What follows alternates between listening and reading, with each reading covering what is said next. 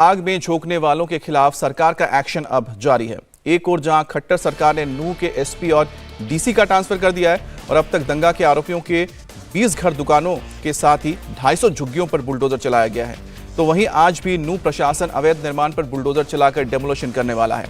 वहीं हिंसा और आगजनी के मामले में हरियाणा के 5 जिलों में अब तक 102 एफआईआर दर्ज की गई हैं और 202 आरोपियों को अरेस्ट किया जा चुका है।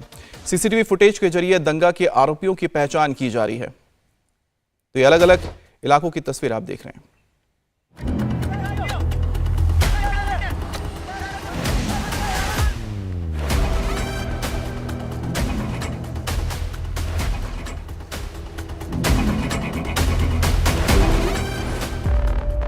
जिसने जलाया नूंह अब छिपाते फिर रहे हैं मुंह।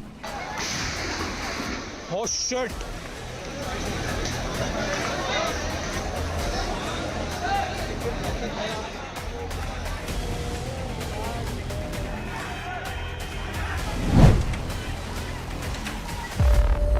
नूंह हिंसा पर एक्शन में खट्टर सरकार।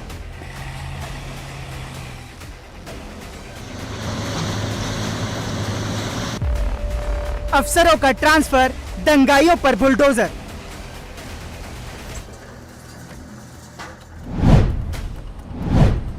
इकतीस जुलाई को घंटों तक नूंह जलता रहा।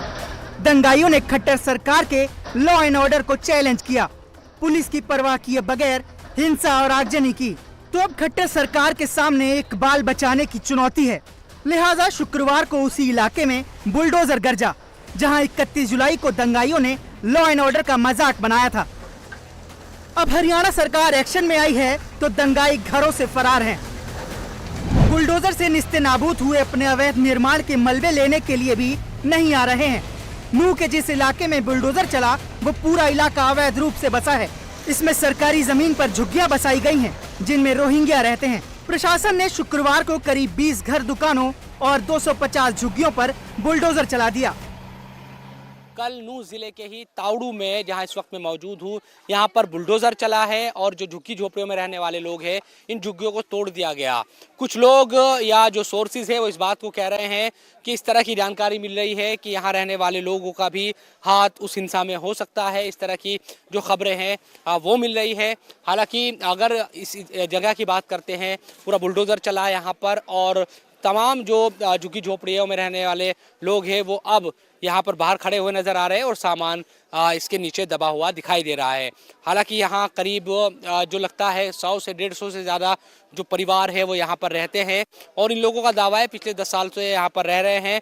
असम के कुछ लोग हैं और दूसरी जगहों से भी यहाँ पर आए हुए लोग हैं। तो ऐसे में अब सवाल ये भी है कि क्या पुलिस को पहले इस तरह की जिस तरह की बातें अब सामने आ रही है, पहले कभी इस तरह की जानकारी नहीं थी क्या, और इस तरह से बसने फिर क्यों दिया गया अगर इस तरह की आशंका जाहिर की है। क्योंकि कई जगहों पर हम देखते हैं लगातार, चाहे रोहिंग्याओं को लेकर हो या दूसरे जो लोग हैं उन पर ये आरोप लगते रहे हैं, लेकिन तब भी इस तरह से एक बड़ी जो आबादी है उनको बसने दिया जाता है। यही चीज़ें यहाँ पर भी दिखाई दी। सरकार का बुलडोजर उस नल्हड़ महादेव मंदिर के आसपास के इलाके में भी चला, जहां से फंसे हजारों हिंदुओं पर पहाड़ी से फायरिंग की गई थी। बुलडोजर की कार्रवाई लगातार नल्हड़ मंदिर के पास सरकारी जमीन पर खेतों के बीच जो मकान बने हुए थे उन पर की जा रही है। मेरे पीछे आप देख सकते हैं बुलडोजर फिलहाल जो यहाँ पर ये झुग्गी बनी हुई थी उस पर ये बुलडोजर इस वक्त कार्रवाई कर रहा है। बुलडोजरों से लगातार इन मकानों को तोड़ा जा रहा है। अवैध तरीके से जितना भी यहाँ पर कंस्ट्रक्शन हो रखा था उसे तोड़ा जा रहा है। फिलहाल ये झुग्गी तोड़ी गई है। ये सामने जो आप घर देख रहे हैं, इस घर को प्रशासन ने पूरी तरीके से खाली करा दिया है। घर का सामान पूरा बाहर निकाल दिया है। ऊपर ड्रोन कैमरा आप देखिए, ड्रोन कैमरे से पहाड़ियों पर नजर रखी जा रही है और इस वजह से नजर रखी जा रही है कि बताया जा रहा है कि कुछ दंगाई अभी भी मेरे सहयोगी सुशील डोगरा इस तरफ आपके जो पहाड़ी दिखाएंगे, पहाड़ी पर अभी भी कुछ लोग छिपे हुए हैं। घरों में सिर्फ महिलाएं मौजूद हैं, बच्चे मौजूद हैं और उनका ये कहना है कि उनके परिवार के जो पुरुष हैं या फिर युवा लड़के हैं वो प्रशासन के डर की वजह से इन पहाड़ियों में जाके छिप गए हैं। हालांकि वो कह रहे हैं कि उनका दंगे के अंदर कोई रोल नहीं है, वो सालों से यहाँ पर रह रहे हैं, लेकिन पुलिस को ये शक है क्योंकि नल्हड़ मंदिर की इन्हीं पहाड़ियों से मंदिर जो नीचे मंदिर है उस पर टारगेट किया गया। तो मंदिर जो है वहाँ से जो दंगाई थे इन्हीं खेतों से, इन्हीं इलाकों से निकलकर ऊपर पहाड़ियों में चढ़े थे। तो तो क्या यही लोग शामिल हैं इस पूरे दंगे के अंदर, ये जांच की जानी है। और इसी वजह से जो अवैध कब्जे यहाँ पर हो रखे थे, जो मकान इस तरीके के जो पक्के मकान यहाँ पर बनाए हुए थे या फिर जो झुग्गियाँ यहाँ पर बनाई हुई थी, उन पर इस तरीके से प्रशासन जो है बुलडोजर की कार्रवाई लगातार कर रहा है। नूह दंगे के लिए जिम्मेदार उपद्रवियों के खिलाफ खट्टर सरकार फुल एक्शन में है। सीएम ने सभी अवैध निर्माण को गिराने के निर्देश दिए हैं, तो नूह जिला प्रशासन लगातार बड़ी कार्रवाई कर रहा है। कल प्रशासन ने नल्हड़ शिव मंदिर के पीछे वन विभाग की करीब 5 एकड़ जमीन को अतिक्रमण मुक्त किया था, तो पुन्हाना में वन विभाग की 6 एकड़ जमीन पर बने अवैध मकानों को धाराशायी किया गया। नगीना के एमसी क्षेत्र में पड़ने वाले धोबी घाट में भी तोड़फोड़ दस्ते ने करीब 1 एकड़ जमीन को खाली करवाया। ठीक वैसे ही नांगल मुबारकपुर में 2 एकड़ जमीन पर बने टेम्पररी शेड और वहां बने अवैध कब्जे को हटाया गया। तो आज भी बुलडोजर एक्शन जारी रहने वाला है। हरियाणा के 5 जिलों में हिंसा के मामले में कुल 102 एफआईआर दर्ज की गई हैं और अब तक 202 आरोपियों की गिरफ्तारी की जा चुकी है। तो वहीं 80 आरोपियों को हिरासत में लेकर पूछताछ की जा रही है। इलाके के सीसीटीवी कैमरे की भी स्क्रीनिंग की जा रही है और संदिग्धों पर शिकंजा कसा जा रहा है। हिंसा भड़काने में सोशल मीडिया के दुरुपयोग को लेकर 22 एफआईआर अलग से सोशल मीडिया अकाउंट के खिलाफ दर्ज की गई हैं।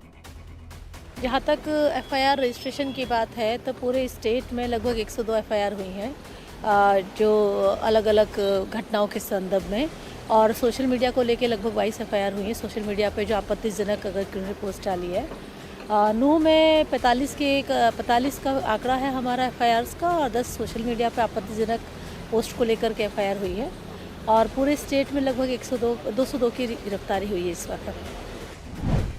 सरकार दंगा के आरोपियों को बख्शने के मूड में नहीं है, तो 31 जुलाई को लॉ एंड ऑर्डर बनाए रखने में नाकाम अधिकारियों पर भी एक्शन जारी है। हरियाणा सरकार ने नूह के डिप्टी कमिश्नर प्रशांत पवार का ट्रांसफर कर दिया है। धीरेन्द्र खड़गता अब नूह के डीसी होंगे, तो एसपी वरुण सिंगला का भी ट्रांसफर किया गया है।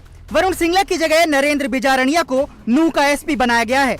नरेंद्र विजारणिया ने चार्ज संभालते ही एक्शन शुरू कर दिया है। एक तरफ हिंसा फैलाने वालों की पहचान की जा रही है, तो दूसरी तरफ उन इलाकों में भी एक्शन जारी है जहां से दंगाई आए थे। सीसीटीवी फुटेज में नूह के तावड़ू इलाके के कई लड़के दिखाई दे रहे हैं।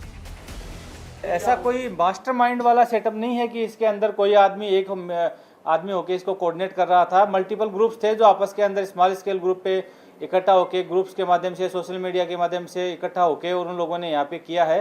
तो हम उन सब लोगों को भी आइडेंटिफाई करके अरेस्ट हो रहे हैं। कुछ लोग उसमें अरेस्ट भी किए गए हैं। यहाँ पे वहाँ से ना सिर्फ सीसीटीवी फुटेज के बेसिस पे अरेस्ट किया जा रहा है, जबकि ग्राउंड इंटेलिजेंस पे भी लोगों ने बताया है कि ये शामिल भी था।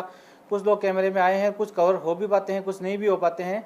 कैमरा के बेसिस पे आइडेंटिफाई करके अरेस्ट करने के लिए अलग टीम्स लगी हुई हैं, और ग्राउंड लेवल पे जो इंटेलिजेंस के आधार पे जो हमारे गांव में जो भी ग्राम प्रेरी के माध्यम से या जो और भी जो गांव में हमारा लोकल इंटेलिजेंस सेटअप होता है उसके माध्यम से भी हम आइडेंटिफाई करने की कोशिश करके उनको अरेस्ट कर रहे हैं सबको। जो भी लोग इन्वॉल्व हैं above any political organisation, social organisation और इवन एडमिनिस्ट्रेशन, जिसकी वजह से ये एग्रीवेट हुआ, जिसका फेलियर रहा, हम सबके खिलाफ एक्शन लेंगे। पुलिस का हो, इंटेलिजेंस का हो। मैं पहला आदमी था जिसने आपको बताया एसपी छुट्टी पे था, उसको दूसरा एसपी असेस नहीं कर पाया, उसको भी मॉनिटर किया जा रहा है। और एडीजी लॉ एंड ऑर्डर ने प्राथमिक तौर पर ड्यूटी संभाली, एसपी भिवानी फिर गए, उनने ड्यूटी संभाली, कंट्रोल में आया, मेवात कंट्रोल में आया, मगर मेवात के बाद वो चीज सोना तावड़ू तक पहुंची, गुड़गांव और शहर में भी रात को आई। सख्ती के साथ पैरामिलिट्री भी बुलाई, मिलिट्री भी बुलाई, वहां पर एक्शन लिया गया और एक्शन लेकर हमने कर्टेल किया और बहुत हद तक जान माल के नुकसान को होने से बचाया। एक और सरकार आरोपियों से लेकर अधिकारियों तक के खिलाफ एक्शन ले रही है, तो नूह दंगे का मास्टरमाइंड अब भी ना तो पकड़ा गया है और ना ही ये तय हो पाया है कि 31 जुलाई को दंगा भड़काने में गौरक्षक मोनू मानेसर का वीडियो का अहम रोल है या बिट्टू बजरंगी से लेकर विधायक मामन खान का, क्योंकि मोनू मानेसर के नूह आने के इनपुट के आधार पर जिस आगजनी को अंजाम दिया गया उसके लिए हिंदू पक्ष के लोग मामन खान को भी बराबर का दोषी मान रहे हैं। आप देख रहे हो भाई